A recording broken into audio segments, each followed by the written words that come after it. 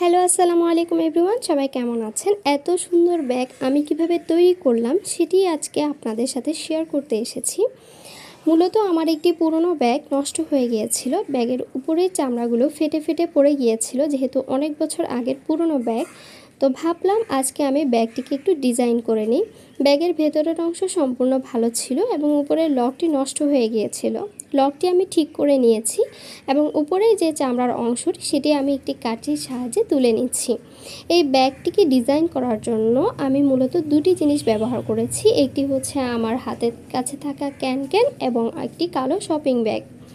মাত্র এই দুটি জিনিস দিয়ে আমি ব্যাগটিকে সুন্দর মতো ডিজাইন করে নিচ্ছি। আপনারা দেখতেই পাচ্ছেন। প্রথমে ব্যাগের সাইজ অনুসারে ক্যান এবং শপিং ব্যাগ দুটোই কেটে নিব।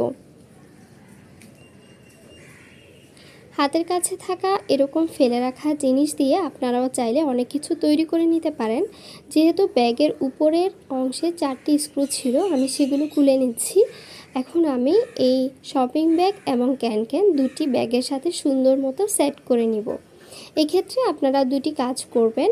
যেহেতু ব্যাগের উপরের অংশটি আমরা সেলাই করছি না, সেহেতু এটি বারবার খুলে যাওয়ার একটি সম্ভাবনা থাকে। আমি ভিডিওতে বিষয়টি স্কিপ করেছি। আমি মূলত এখানে পিন করে দিয়েছিলাম যাতে অংশগুলো বের হয়ে না যায়। মূলত এগুলো ভাঁজ করে দেওয়ার পরও দেখা যায় এক সাইড ভাঁজ করলে অন্য সাইডে এগুলো বের হয়ে থাকে। যেহেতু ক্যানটি একটি ফোলানো থাকে, তাই এটি অ্যাডজাস্ট হতে কিন্তু অনেক সময় লাগে। সেক্ষেত্রে আপনারা প্রথমে পিন করে নেবেন এবং পরবর্তীতে পিনগুলো খুব সুন্দরভাবে তুলেও নিতে পারবেন।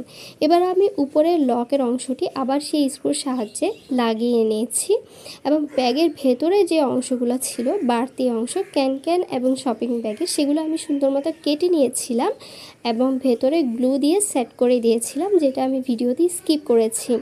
ব্যাগের উপরের একটি যে পিন ছিল, ফুলের পিন, সেই পিনটিও আমি প্রথমে তুলে নিয়েছিলাম। এবার পরবর্তীতে ব্যাগ রেডি করে উপরে সেটি আমি আবার লাগিয়ে দিচ্ছি। দেখুন পুরনো একটি ব্যাগ এখন কি সুন্দর লাগছে। আপনাদের কেমন লাগছে অবশ্যই জানাবেন।